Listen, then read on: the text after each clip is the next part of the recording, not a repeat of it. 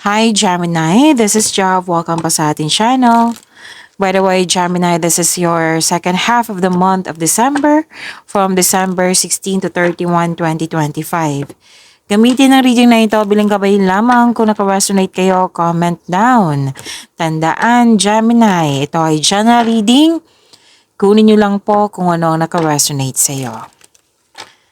Para po ito sa iyo, Gemini.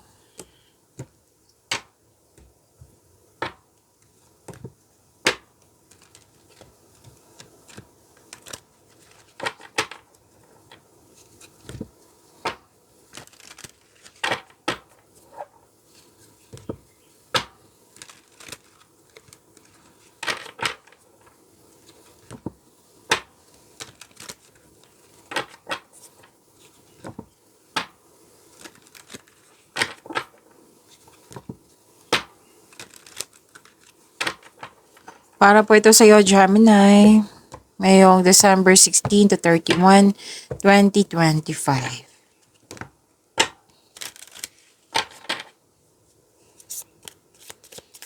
Angel number para kay Gemini. Angel number 17. Sabi po dito, the quality of work you can produce when you're going at it alone is almost unbelievable. You are as independent as you are ambitious, capable of performing every step of the way with efficiency, focus, and skill. So to attract more blessings, let us say the power affirmation. Let us say, I am independent. So very confident ka sa mga ginagawa mo. It might be yung mga ginagawa mo dyan or trabaho mo naka-align sa passion mo. Kasi very confident and na matatapos mo, na magkakaroon siya ng positive outcome, very focused ka, efficient. Gamit na gamit yung skills mo. So meaning to say, marami kayong ginagawa. Pero confident naman kayo dito eh. Ano nga si Gemini mahilig to sa multitasking. Okay, so na mismo ikaw na-appreciate mo, like na-amaze ka kasi magagawa mo yung mga mabibigat na trabaho ba dyan or mahirap na trabaho. Yan. So gamit na gamit yung skills mo ngayon ha. So prepare yourself. Marami kayong ginagawa ngayon. So this is yung matatapos mo yung mga gawain dyan na maganda, nagkaroon siya ng positive outcome, naging successful. At nang dahil sa naging successful, nagkaroon ng positive outcome, nagkaroon siya ng recognition. Dahil sa recognition, yan, sunod-sunod yung mga opportunities na dumating sa'yo. Kasi you have the quality of work. Binibigyan mo talaga yung best mo. Oo, na hindi siya trabaho lang, hindi siya. Kundi binigay mo yung best mo. Okay, na sinusiguro mo talaga magkaroon siya ng positive outcome. Gemini. So this is angel number 17 po.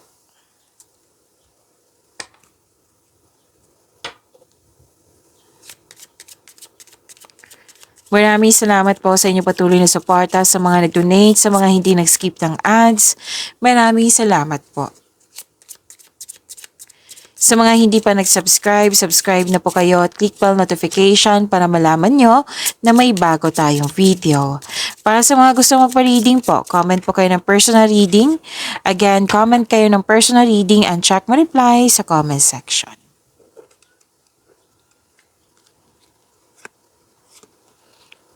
Habaan nyo talaga yung pasensya nyo, Gemini. Kitang-kita ko dito marami kang ginagawa. At the same time, marami kang inisip ha.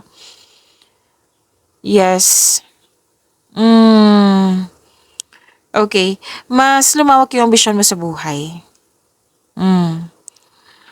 Gemini, parang natatempt ka dito. May nagsabi sa akin ngayon na natatempt ka na bumili ng isang bagay na gustong-gusto mo. Kung gusto mo talaga, then do it. I-check mo lang yung budget mo. Para pagbili mo, 'di ba? Okay yung concession mo. Na hindi ka out of budget, yan, balanse pa rin yung pera mo. You deserve this naman kasi, anong tawag nito? Naging masipag ka sa araw-araw. Okay? So make it balance, check your budget muna, yan. Kasi gustong-gusto mo eh. It might be ibang temptation to, pero ang unang nakikita ko kasi dito, temptation sa isang bagay. So, meaning to say, marami. May bibilhin ka na gustong-gusto mo na pinagsisipan mo siya ng mabuti. Okay? And prosperity is yours, Gemini. Parati itong nasa iyo. Claim mo. Claim. Gemini, ang ganda po. At may nag-uusap dito sa property. Family mo, kausap mo. Kasi may family ako nakikita dito. At nag-uusap sa domestic matters. Nakita ko rin dito na may anong tawag nito? Gusto mo magpahinga, gusto mo magbakasyon, gusto mo mag-staycation sa bahay kasi you felt relaxed, calm, and security pag nasa bahay kayo. Pwedeng pagod kayo kasi marami kayong ginagawa eh. Marami kayong iniisip, nakakapagod din yung iniisip ha. Yung sobra sa pag-iisip, nakakapagod din yan. So, deserve mo to. Deserve mo to, Gemini. Magkaroon ng space muna, bakasyon, yan. Nakikita ko dito ang ilan sa inyo, home base yung trabaho. Yes. Okay?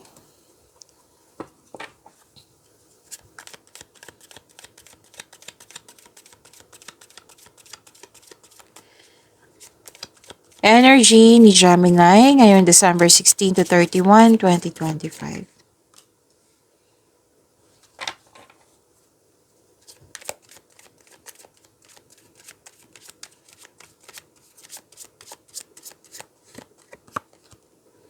Wow naman, Gemini.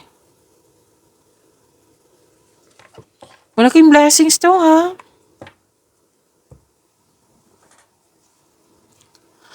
Para sa mga bago dito, kung may napansin kayo na repeating message, yan po yung pinupush ng card sa inyo. Like for example, nanood kayo sa isang video reading natin, sa monthly, sa weekly. Napanood nyo na ba? Uploaded kahapon.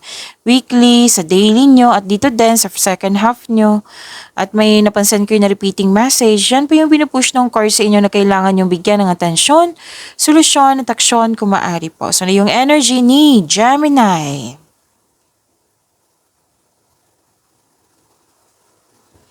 Dalawang card mismo nagsabi dito, Gemini, pagkakaisa. You're making memories po.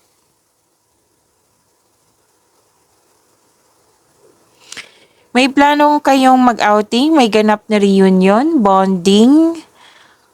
May nakita ko dito na may time ka sa inner child mo or sa bata. Or sa mga bata. May nakita kong ganyan na mag-give time ka. And this is good. Maganda yan sa energy mo. And yes, alam mo ba, sa pag-connect sa mga hindi nakakaalam dito sa mga bago, alam mo ba, sa pag-connect mo sa mother figure, sa inner child mo, sa mga bata, mararefresh yung energy mo niyan. Yes. Di ba kung matutuwa yung, like for example, matutuwa yung bata, di ba matutuwa ka din, nare-refresh kanyan eh. So, nakakabuti yan sa iyo, sa inyong energy. Tama tong gagawin mo na mag-spend time ka sa family, sa mga bata. Eh, bata yung mga nakikita ko dito eh. Grupo ng tao, family. Tapos, posibleng may pagpatawad na mangyayari din. Nag-spend time ka ha sa grupo ng taong ito. Kasali na yung mga bata po.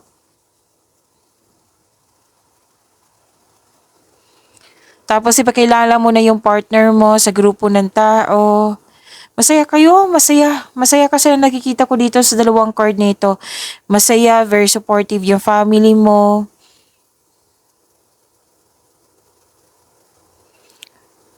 May nakita nga ako dito, ma-open up mo yung past mo sa isang tao.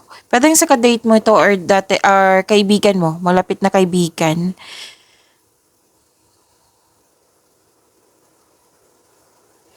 May nakita rin ako dito, Gemini, na pwedeng tuturuan mo yung bata. Balak. Hindi siya balak. Time kasi to eh. Tuturuan mo yung bata. Or pwede din, customer mo to, kliyente mo to na nagbigay ito ng happiness sa'yo. And yung grupo ng tao very supportive sa iyo. Tapos sila yung dahilan na na-motivate ka. Yung nagkaroon ka ng focus sa pag-achieve ng goal mo nang dahil sa kanila. Very inspired ka eh. Nagkaroon ng pagkakaisa.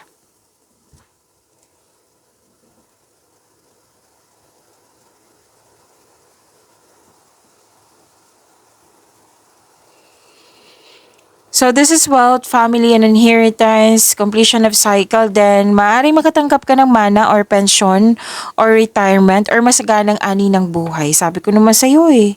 Ang ganda ng dalawang card na ito, Gemini. Dalawang card mismo nagsabi ha, nag-spend time ka sa grupo ng tao. I believe this is family. Nag-save ka para sa iyong sarili, sa kanila, sa partner mo, sa family mo, sa isang specific person na gusto mong tulungan.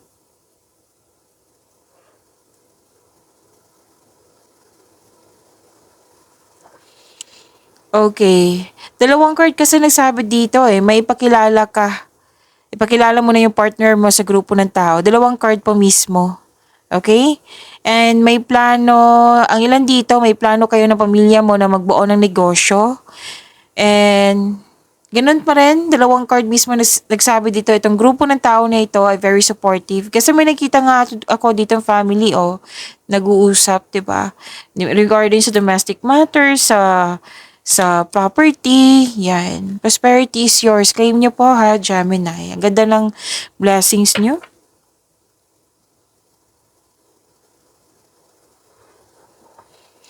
Andito yung bibili ka ng property. Or di kaya mamahaling gamit to eh. May nakita kong ganyan kanina pa. Nakita ko naman dito, very supportive talaga yung grupo ng tao sa iyo. Sa iyong plano sa buhay. Or di kaya sa bibilihin mo. Tapos may kausap ka dito na may kakausapin ka na nirerespeto mo na mas matanda pa sa iyo or wiser pa sa iyo. This is completion of cycle po. Ang ganda nito, claim niyo po, Gemini. Ang ganda ng blessings niyo.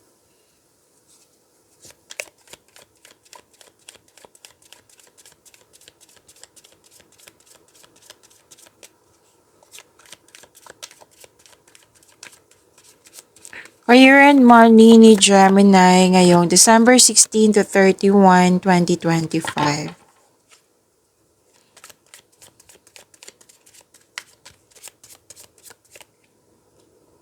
Lumabas pa rin dito, Gemini. Yung pinag-isipan mo na mabuti, pumipili ka dito nagbabalanse din. Tandaan niyo yung sinabi ko kanina dito, na may gusto kayong bilhin talaga. Natatempt kayo. Oo. Deserve mo naman. Basta yung sinabi ng card dito na balansehin. Pwedeng natagalan ka sa paggawa ng desisyon. Oo. Kasi may nakita ko dito natagalan sa paggawa ng desisyon. Pwede din na may tutol. Kaya ka nagkaroon ng hesitation. Natawa ako kasi nakarelate ako eh. Okay, Gemini. At yun po. May natatime ka dito na may bilhin ka. Kung confident ka naman, then go, Gemini. Pera mo naman yan. Opo. Basta check mo your balance. Kasi sabi ng card dito ayaw ng card na like, pagbili mo, tapos after nyan, manghihina ka kasi wala ka ng budget, maliit na lang yung ipon mo, ganun. So, you have to think it twice or 10 times na dapat ba? Yun. Pero kung gustong-gusto niyo talaga, kasi iba to sa Gemini, basta bumili. Basta gustong-gusto niya, bibili talaga. Okay? So, do it. Masipag ka naman. Masipag kang maghanap ng pera. Deserve mo naman yan. Pero kung may tutol, then ask for it. Na like, i-ask mo, bakit ka tutol? Baka may matutunan ka sa kanya, na may experience siya, di ba? So we have to listen. Din.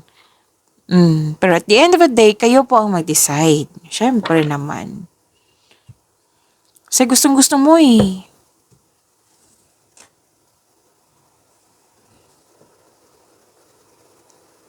So many big ideas. Inspired kayo ngayon. May plano kayong magkaroon ng dagdag investment para magkaroon ng financial growth. Kumbaga, work hard and naghahanap ka talaga ng mga ideas para madagdagan yung investment mo. para madagdagan ba ang ipon or yung kita. Yan. So, ideas is a big blessings. Ako, sa mga hindi nakakaalam, parati ko itong kinikwento sa lahat na gusto ko talaga yung ideas na blessings. Why? Andyan kasi yung sagot sa mga katanungan, solusyon sa problema, andyan din yung, kasi ibibigay sa iyo ni God yan para bigyan mo siya ng action kasi para yan sa kaunlaran mo. Nagmuni-muni, nag-isip ng mga plano, pangarap sa buhay, nag-isip ng mga desire sa buhay.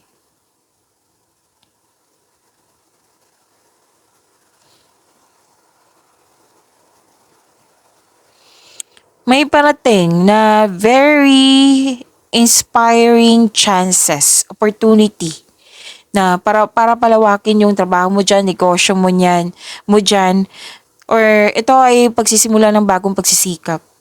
Masipag ka very creative ka. Sinabi ko naman sa inyo kanina na prepare yourself kasi nakita ko dito yung marami kang ginagawa. So, naging masipag ka, creative ka, at dahil nito, mapapansin ka ng mga tao, recognition. See? Yan yung sabi ng angel number 17 nyo. And soon magbubunga yung pagsisikap. At dahil sa achievement na ito, magkakaroon pa siya ng financial growth and stability. Ang ilan nga sa inyo dito, may chance na maglakbay sa malayong lugar or mag-abroad or di kaya importanteng lakad to kasi may bilhin kayo. Oh. You're very inspired. This is good.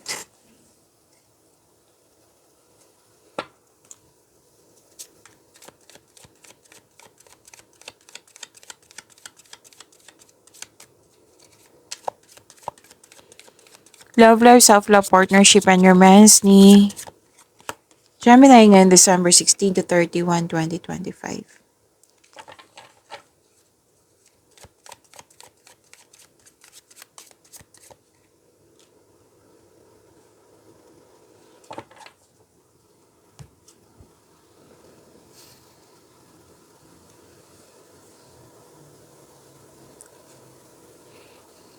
Okay. May nakita ko ditong yung conflict, oo. I believe nangyari na ito.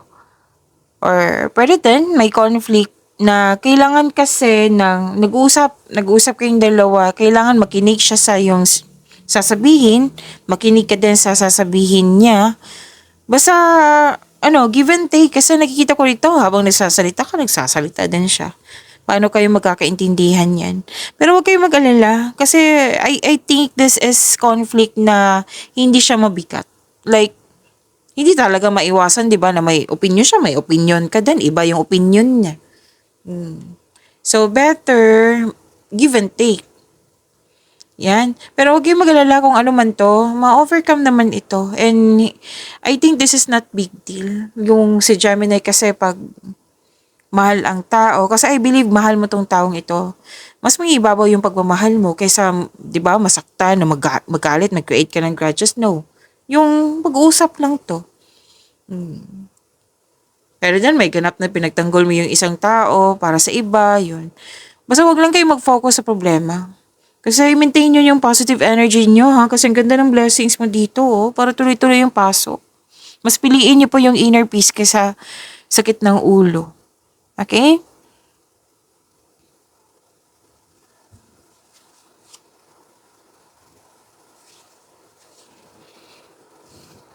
Nakikita ko dito, strong, confident, and compassionate kayo sa isa't isa, well-established and successful sa relasyon.